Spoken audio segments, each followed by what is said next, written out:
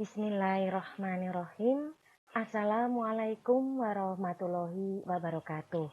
Bertemu dengan saya, Ibu Maya, pada mata kuliah Pendidikan Pancasila Kewarganegaraan dan Anti Korupsi pada hari ini. Semoga semuanya dalam keadaan sehat walafiat dan tidak kurang suatu apapun, dan diberikan kemudahan serta kelancaran dalam mengikuti perkuliahan pada hari ini. Baiklah, untuk tema kita pada hari ini adalah Pancasila sebagai sistem filsafat. Kita akan melihat dulu latar belakang kenapa diambil tema Pancasila sebagai sistem filsafat. Perkembangan masyarakat dunia yang semakin cepat secara langsung ataupun tidak langsung akan mengakibatkan perubahan yang besar pada berbagai bangsa di dunia. Gelombang besar kekuatan internasional dan transnasional melalui globalisasi telah mengancam, bahkan menguasai eksistensi negara-negara kebangsaan, termasuk Indonesia. Akibat yang langsung terlihat adalah terjadinya pergeseran nilai-nilai dalam kehidupan kebangsaan karena adanya perbenturan kepentingan antara nasionalisme dan internasionalisme.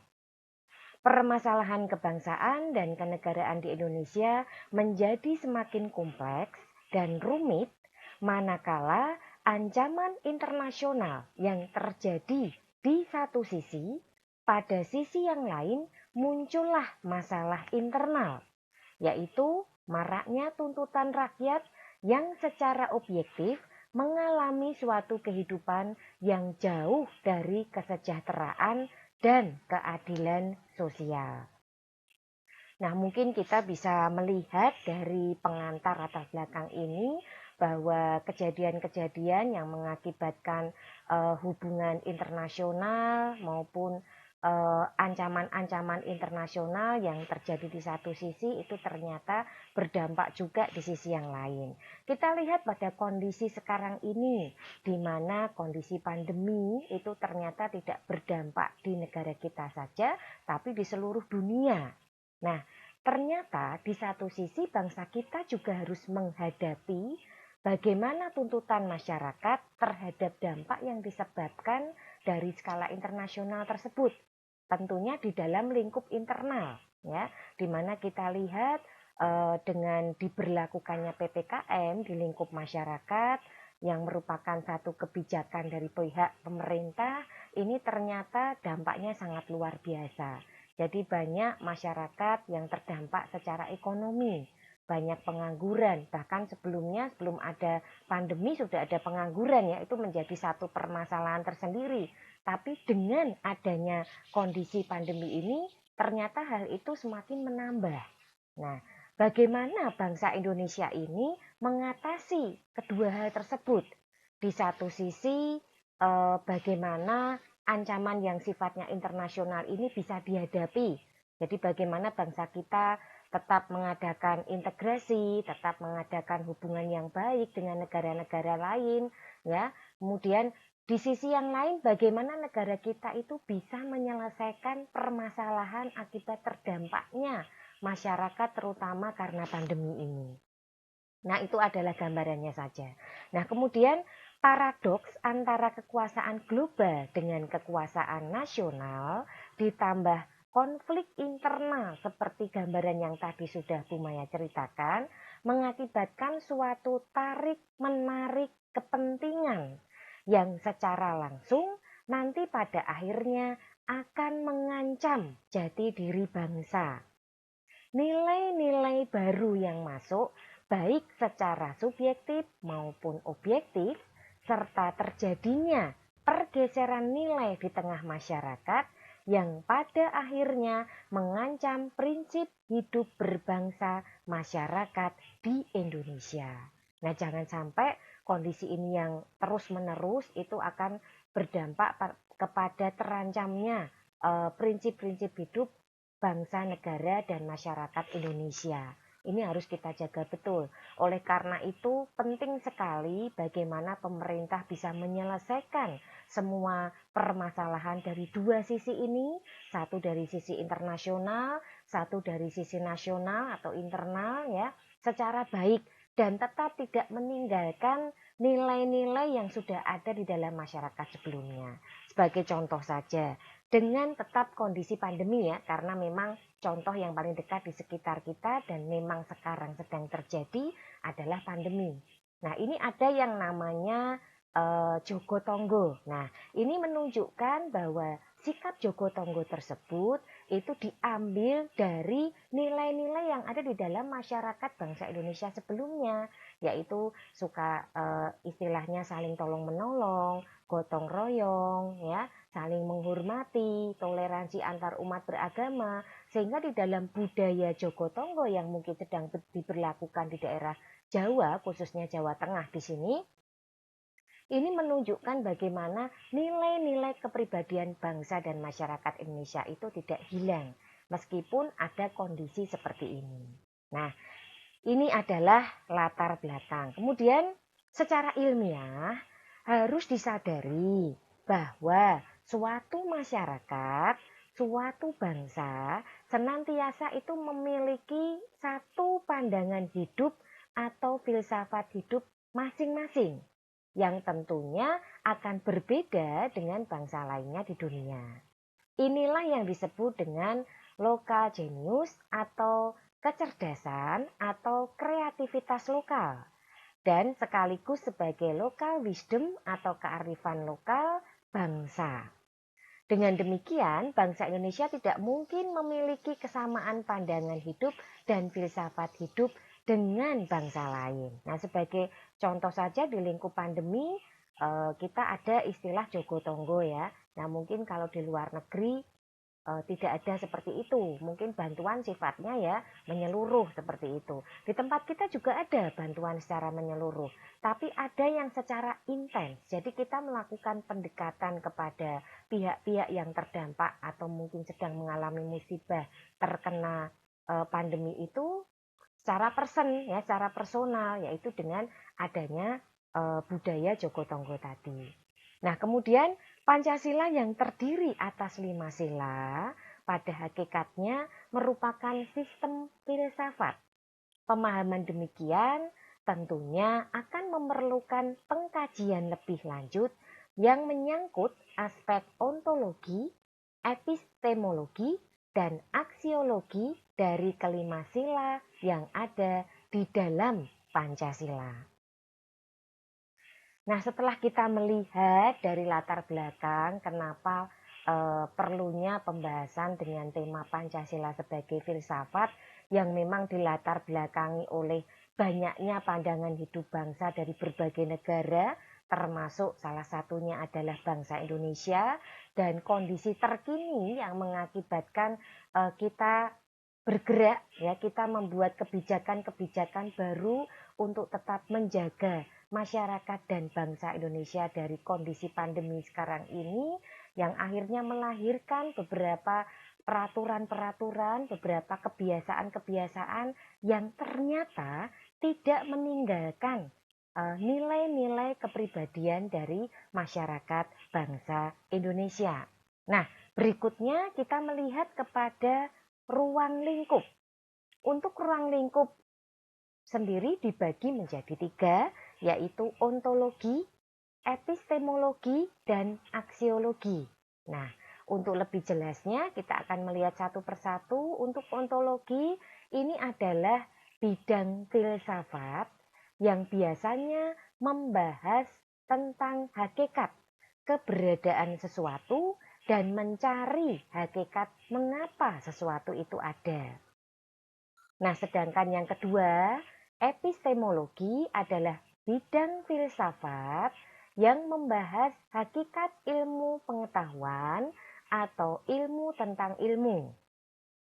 Sedangkan yang ketiga, aksiologi adalah bidang filsafat yang membahas tentang hakikat nilai atau filsafat yang membahas nilai praktis dari sesuatu. Nah, jadi kalau kita lihat ruang lingkup yang akan kita bicarakan masing-masing masuk dalam ilmu bidang filsafat, di mana untuk masing-masing ilmu bidang filsafat itu memiliki ruang lingkup yang berbeda-beda sesuai dengan apa yang dibahas ya. Jadi kalau ontologi itu keberadaan tentang sesuatu, epistemologi tentang ilmu pengetahuan, aksiologi membahas tentang nilai praktis ya, praktis dari sesuatu. Nah, sekarang kita akan melihat tentang pengertian dari filsafat. Filsafat berasal dari bahasa Yunani, yaitu philein, yang berarti cinta, dan sophia yang berarti kebijaksanaan. Ya, jadi filsafat ini berasal dari bahasa Yunani philein dan sophia. Philein sendiri memiliki arti cinta, sophia memiliki arti kebijaksanaan. Jadi, filsafat menurut asal katanya berarti cinta akan kebijaksanaan atau mencintai kebenaran atau pengetahuan. Dengan demikian, filsafat secara sederhana dapat diartikan sebagai keinginan yang sungguh-sungguh untuk mencari kebenaran yang sejati. Ini adalah pengertian tentang filsafat. Nah, berikutnya kita lihat pembahasan dari filsafat. Yang pertama, filsafat Pancasila.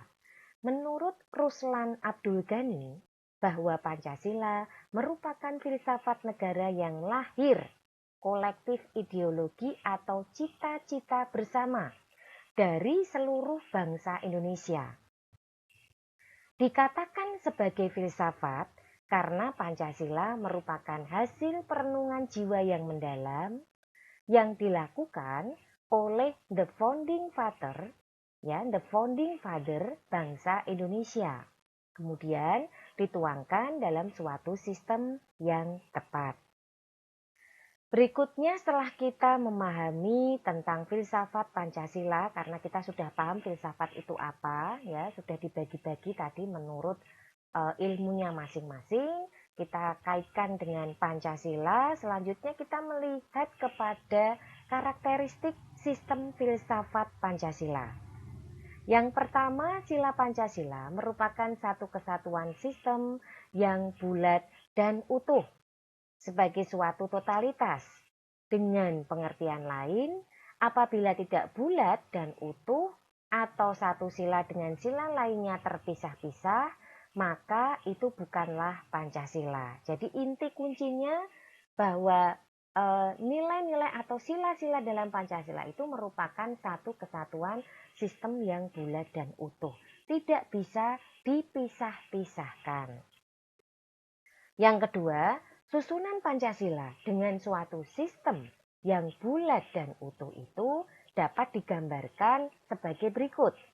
Sila pertama meliputi, mendasari, dan menjiwai sila kedua, ketiga, keempat, dan kelima. Berikutnya, sila kedua meliputi, didasari, dan dijiwai sila pertama, serta mendasari dan menjiwai sila ketiga, empat, dan lima. Untuk sila ketiga diliputi, didasari, dan dijiwai sila pertama dan kedua, serta mendasari dan menjiwai sila keempat dan kelima. Sila keempat diliputi, didasari, dan dijiwai sila 1, 2, dan 3, serta mendasari dan menjiwai sila kelima. Untuk sila kelima diliputi, didasari, dan dijiwai sila pertama, kedua, ketiga, dan keempat. Nah, ini adalah susunan Pancasila yang disebut dengan sistem yang bulat dan utuh. Sehingga dari gambaran tadi menunjukkan bahwa antara sila yang satu dengan sila yang lain itu saling terkait. Pancasila sebagai suatu substansi artinya unsur asli, permanen, atau primer. Pancasila sebagai suatu yang ada mandiri, yang unsur-unsurnya berasal dari dirinya sendiri. Pancasila sebagai suatu realitas artinya ada dalam diri manusia Indonesia dan masyarakatnya sebagai suatu kenyataan hidup bangsa yang tumbuh, hidup dan berkembang dalam kehidupan sehari-hari. Nah, selanjutnya kita beralih kepada prinsip-prinsip filsafat Pancasila. Pancasila ditinjau dari kausalitas Aristoteles dapat dijelaskan sebagai berikut. Jadi ini hukum sebab akibat ya. Kausa materialis maksudnya sebab yang berhubungan dengan materi atau bahan. Dalam hal ini, Pancasila digali dari nilai-nilai sosial budaya yang ada dalam masyarakat bangsa Indonesia sendiri. Jadi secara bahan, secara materi memang semuanya berasal dari kehidupan kita sehari-hari. Kemudian yang kedua, kausa formalis. Maksudnya sebab yang berhubungan dengan bentuknya, di mana Pancasila yang ada dalam pembukaan Undang-Undang Dasar tahun 1945 memenuhi syarat formal. Jadi secara undang-undang, secara yuridis itu memang sudah ada. Ya, jadi sudah ada ketetapan Pancasila terletak dalam pembukaan Undang-Undang Dasar tahun 45. Kemudian yang ketiga, kausa efisiensi.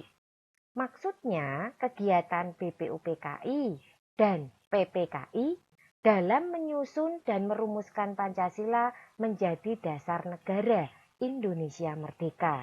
Jadi ini dilihat dari waktunya, dari waktu, tenaga, biaya ya, sampai awal mula dibentuknya, kenapa bisa terbentuk Pancasila itu dari sebuah badan yang dibentuk oleh pemerintah Jepang, kemudian mereka melanjutkan untuk mengelola badan tersebut dan mulai melaksanakan sidang sampai terbentuk PPKI dan yang akhirnya Panitia 9 yang merumuskan tentang Pancasila sebagai dasar negara. Yang keempat yaitu kausa finalis. Maksudnya berhubungan dengan tujuannya, yaitu tujuan diusulkannya Pancasila sebagai dasar negara Indonesia merdeka. Jadi kausa finalis ini final ya, tujuan akhirnya. Sebetulnya tujuan akhirnya apa sih? Ya, kita punya dasar negara yang kuat karena kita adalah negara yang merdeka, seperti itu. Nah, berikutnya kita melihat kepada inti atau esensi sila-sila Pancasila, di mana inti atau esensi sila-sila tersebut meliputi yang pertama adalah Tuhan, yaitu sebagai kausa prima, utama, ya. Yang kedua manusia, yaitu makhluk individu dan makhluk sosial, di mana kita dalam bertingkah laku dan bersikap sebagai makhluk individu disesuaikan dengan kebutuhan kita juga. Jangan karena individu kemudian kita tidak memikirkan yang lain. Demikian juga dengan posisi kita sebagai makhluk sosial. Nah, tentunya kita juga harus sadar diri bahwa kita tidak hidup sendiri. Kita hidup bermasyarakat, kita hidup bertetangga, sehingga bersosialisasi dengan masyarakat sekitar itu juga penting. Karena apa? Untuk lebih mengenal wilayah kita. Seperti apa sih wilayah kita ini? Seperti apa sih masyarakatnya? Ya, seperti itu. Nah, kemudian satu yaitu kesatuan memiliki kepribadian sendiri. Jadi di sini kita sama-sama memiliki tekad untuk bersatu dan dalam persatuan itu ada nilai-nilai kepribadian bangsa yang tidak bisa disamakan dengan bangsa-bangsa yang lain. Nah, kemudian yang keempat, rakyat, yaitu unsur mutlak negara, di mana harus bekerja sama dan bergotong royong. Kemudian yang kelima, adil, yaitu memberikan keadilan baik kepada diri sendiri maupun kepada orang lain, apalagi yang menjadi hak orang tersebut. Nah, ini adalah esensi sila-sila Pancasila. Berikutnya kita melihat kepada hakikat nilai-nilai Pancasila. Bangsa Indonesia sejak awal mendirikan negara berkonsensus untuk memegang dan menganut Pancasila sebagai sumber inspirasi, nilai dan moral bangsa. Jadi ada 3 ya, sumber inspirasi, sumber nilai, dan sumber moral bangsa. Nah, kemudian konsensus bahwa Pancasila sebagai anutan untuk pengembangan nilai dan moral bangsa secara ilmiah filosofis merupakan pemufakatan yang sifatnya normatif. Secara epistemologis, bangsa Indonesia punya keyakinan bahwa nilai dan moral yang terpancar dari asas Pancasila ini sebagai suatu hasil sublimasi serta kristalisasi dari sistem nilai budaya bangsa dan agama yang seluruhnya bergerak vertikal, juga horizontal, serta dinamis dalam kehidupan masyarakat. Selanjutnya, untuk menyingkronkan dasar filosofis ideologis menjadi wujud jati diri bangsa yang nyata dan konsekuen, secara aksiologis, bangsa dan negara Indonesia berkehendak untuk mengerti, menghayati, membudayakan, dan melaksanakan Pancasila. Upaya ini dikembangkan melalui jalur keluarga, masyarakat, dan sekolah. Nah, berikutnya kita masuk pada pembahasan Pancasila sebagai sistem filsafat. Objek filsafat yang pertama, objek material adalah segala yang ada dan mungkin ada. Objek yang demikian ini dapat digolongkan ke dalam 3 golongan ya, yaitu ada Tuhan, ada manusia, dan ada alam semesta. Pancasila adalah sesuatu yang ada sebagai dasar negara, di mana rumusannya jelas berbunyi sebagai berikut. 1. Ketuhanan yang Maha Esa. 2. Kemanusiaan yang adil dan beradab. 3. Persatuan Indonesia. 4. Kerakyatan yang dipimpin oleh hikmat dalam permusyawaratan perwakilan. 5. Keadilan sosial bagi seluruh rakyat Indonesia. Dari rumusan ini, maka objek yang didapat adalah Tuhan, manusia, satu, rakyat, dan adil. Dan dari kelima objek itu dapat dipersempit lagi ke dalam 3 objek saja, yaitu Tuhan, manusia, dan alam semesta. Untuk mewakili objek 1, rakyat, dan adil. Sebab hal-hal yang bersatu, rakyat dan keadilan itu berada pada alam semesta itu sendiri. Dengan demikian dari segi objek material Pancasila dapat diterima. Kedua, objek formal filsafat adalah hakikat dari segala sesuatu yang ada itu sendiri. Apakah Pancasila juga kajian hakikat? Kalau menilik dari kelima objek kelima sila Pancasila itu, semuanya tersusun atas kata dasar dengan tambahan awalan ke atau per dan akhiran an. Menurut ilmu bahasa, jika suatu kata dasar diberi awalan ke atau per dan akhiran an, maka akan menjadi abstrak, di mana lebih dari itu menunjukkan sifat hakikat dari bendanya. Misalkan kemanusiaan, maknanya adalah hakikat abstrak dari manusia itu sendiri, yang mutlak, tetap, dan Pancasila sebagai sistem filsafat tidak mengalami perubahan. Nah, ini adalah gambaran ya dari Pancasila sebagai sistem filsafat bangsa. Yang pertama dilihat dari objek material, kemudian yang kedua dari objek formal filsafat. Berikutnya metode filsafat. Metode filsafat adalah kontemplasi atau perenungan atau berpikir untuk menemukan hakikat. Jadi di sini bukan berpikirnya, tapi bagaimana cara menemukan hakikat atau metode untuk menemukan hakikat. Secara umum ada 2 dan 3 dengan metode campuran, yaitu metode analisa, metode sintesa, serta metode analisa dan sintesa atau sintetik. Analitiko-sintetik. Ya, ini untuk nama analisa dan sintesanya.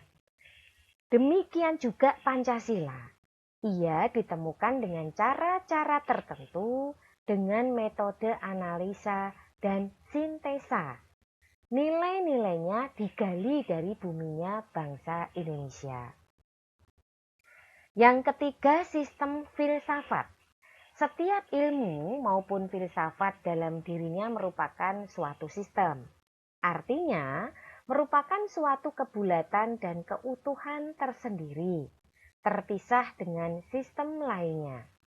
Misalnya, psikologi merupakan kebulatan tersendiri terpisah dan berbeda dengan antropologi. Demikian seterusnya ilmu-ilmu dan filsafat yang lainnya. Pancasila sebagai suatu dasar negara adalah merupakan suatu kebulatan.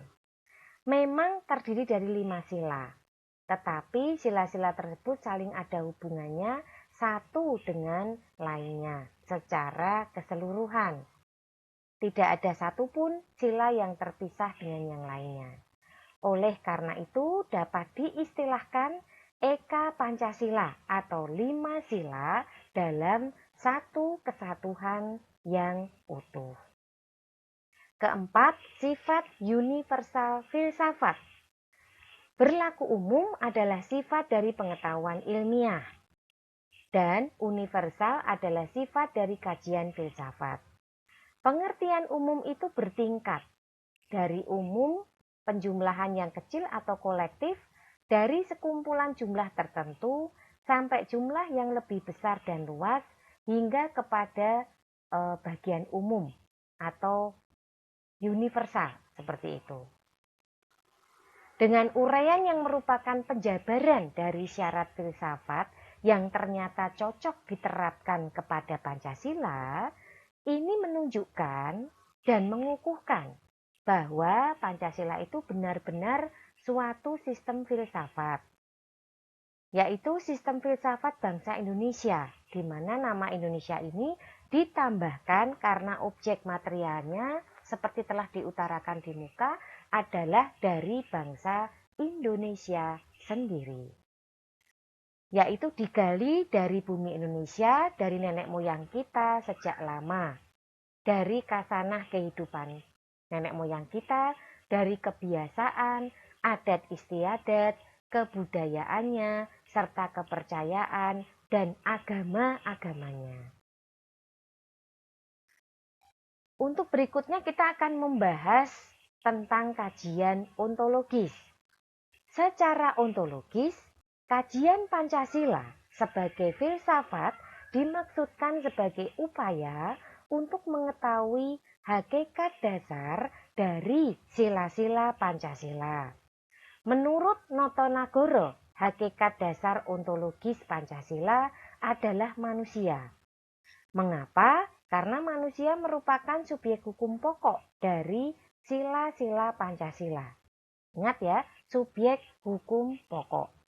Dengan demikian, secara ontologis, hakikat dasar keberadaan dari sila-sila Pancasila itu adalah manusia.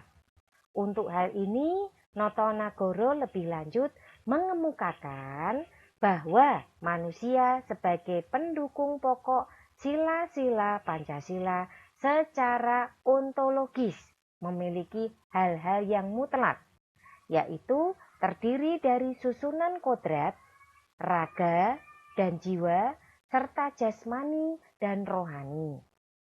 Selain itu, sebagai makhluk individu dan sosial, serta kedudukan kodrat manusia sebagai makhluk pribadi dan sebagai makhluk Tuhan yang Maha Esa. Oleh karena itu, secara hierarkis, sila pertama ketuhanan yang Maha Esa mendasari dan menjiwai keempat sila-sila Pancasila. Ini sesuai dengan teori dari Kailan tahun 2005. Yang berikutnya yaitu kajian epistemologi. Kajian epistemologi Filsafat Pancasila dimaksudkan sebagai upaya untuk mencari hakikat Pancasila sebagai suatu sistem pengetahuan. Hal ini dimungkinkan karena epistemologi merupakan bidang filsafat yang membahas tentang ilmu pengetahuan. Kajian epistemologis Pancasila tidak dapat dipisahkan dengan dasar ontologisnya. Oleh karena itu, dasar epistemologis Pancasila sangat berkaitan erat dengan konsep dasarnya tentang hakikat dari manusia.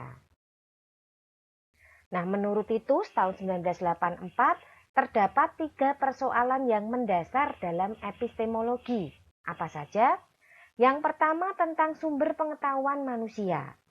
Yang kedua tentang teori kebenaran dan pengetahuan manusia. Dan yang ketiga tentang watak pengetahuan manusia. Epistemologi Pancasila sebagai suatu objek kajian pengetahuan pada hakikatnya meliputi masalah sumber pengetahuan Pancasila dan susunan pengetahuan Pancasila. Adapun tentang sumber pengetahuan Pancasila sebagaimana telah dipahami bersama adalah nilai-nilai yang ada pada bangsa Indonesia itu sendiri.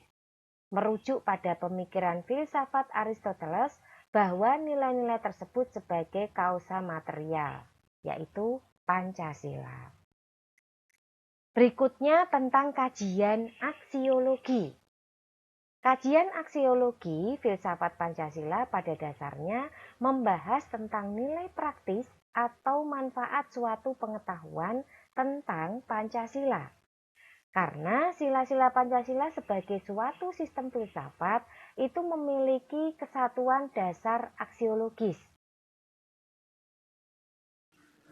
Dan nilai-nilai yang terkandung di dalamnya pada hakikatnya juga merupakan suatu kesatuan. Selanjutnya, aksiologi Pancasila ini mengandung arti bahwa kita membahas tentang filsafat nilai Pancasila. Istilah nilai dalam kajian filsafat dipakai untuk merujuk pada ungkapan abstrak yang dapat juga diartikan keberhargaan atau worth atau kebaikan, goodness. Dengan kata kerja yang artinya sesuatu tindakan kejiwaan tertentu dalam menilai atau melakukan penilaian menurut Frankena 229. Adanya pengakuan, adanya penghargaan, dan penerimaan Pancasila sebagai suatu yang bernilai itu akan tampak menggejala dalam sikap, tingkah laku dan perbuatan bangsa Indonesia. Kalau pengakuan, penerimaan, atau penghargaan itu telah ada bagi seluruh masyarakat bangsa Indonesia, maka bangsa Indonesia dalam hal ini sekaligus adalah pengembangannya dalam sikap, tingkah laku, maupun perbuatan manusia Indonesia. Dari materi yang sudah Bu Maya jelaskan dari awal sampai dengan akhir, kita bisa mengambil sebuah kesimpulan, yaitu Pancasila sebagai dasar filsafat negara, serta sebagai filsafat hidup bangsa Indonesia, pada hakikatnya merupakan suatu nilai-nilai yang bersifat sistematis, fundamental, dan menyeluruh. Untuk itu, sila-sila Pancasila merupakan suatu nilai-nilai yang bersifat bulat dan utuh, hierarkis dan sistematis. Kemudian yang kedua, dalam pengertian inilah, sila-sila Pancasila merupakan suatu sistem filsafat. Konsekuensinya, kelima sila tidak terpisah-pisah dan memiliki makna sendiri, tetapi memiliki esensi serta makna yang utuh. Berikutnya, Pancasila sebagai filsafat bangsa dan negara Republik Indonesia mengandung makna bahwa setiap aspek kehidupan kebangsaan, kemasyarakatan, dan kenegaraan harus berdasarkan pada nilai-nilai ketuhanan, kemanusiaan, persatuan, kerakyatan, dan keadilan. Pemikiran filsafat kenegaraan bertolak dari pandangan bahwa negara adalah merupakan suatu persekutuan hidup manusia atau organisasi kemasyarakatan yang merupakan masyarakat hukum atau yang disebut dengan legal society. Nah, untuk kesimpulan berikutnya adalah adapun negara yang didirikan oleh manusia itu berdasarkan pada kodrat, di mana kodrat manusia sebagai warga negara yaitu sebagai bagian persekutuan hidup yang mendudukkan kodrat manusia sebagai makhluk Tuhan yang Maha Esa. Negara yang merupakan persekutuan hidup manusia sebagai makhluk Tuhan yang Maha Esa pada hakikatnya bertujuan mewujudkan harkat dan martabat manusia sebagai makhluk yang berbudaya atau makhluk yang beradab. Hakikat sila kedua. Untuk mewujudkan suatu negara sebagai suatu organisasi hidup, manusia harus membentuk kesatuan, ya, harus membentuk suatu ikatan sebagai suatu bangsa. Ini hakikat dari sila yang ketiga. Terwujudnya persatuan dan kesatuan, ya, ini akan melahirkan rakyat sebagai suatu bangsa yang hidup dalam suatu wilayah negara tertentu. Konsekuensinya, hidup kenegaraan itu haruslah didasarkan pada nilai bahwa rakyat merupakan asal mula kekuasaan sebuah negara. Maka dari itu, negara harus bersifat demokratis, ya. Kemudian hak serta kekuasaan rakyat harus dijamin baik sebagai individu maupun secara katakanlah bersama, ya. Hakikat dari sila yang keempat ini. Untuk mewujudkan tujuan negara sebagai tujuan bersama dalam hidup kenegaraan, harus diwujudkan jaminan perlindungan bagi seluruh warga. Dengan demikian, untuk mewujudkan tujuan, seluruh warga negara harus dijamin berdasarkan satu prinsip keadilan yang timbul dalam kehidupan bersama. Nah, ini adalah hakikat dari sila yang kelima. Nah, untuk selanjutnya ini Bu Maya ada kuis ya, di mana kuis nanti bisa dikerjakan untuk latihan sendiri di rumah. Tujuannya supaya Bu Maya bisa paham juga seberapa banyak Anda bisa memahami materi yang diberikan pada hari ini. Adapun isi kuis hanya ada dua. Yang pertama, sebutkan prinsip-prinsip filsafat Pancasila. Kemudian yang kedua, jelaskan inti atau esensi dari Pancasila. Nah, kira-kira itu yang bisa Bu Maya sampaikan pada pertemuan hari ini. Mohon maaf jika dalam penyampaian materi ada hal yang kurang berkenan. Akhir kata, Bu Maya undur diri dulu. Wassalamualaikum warahmatullahi wabarakatuh.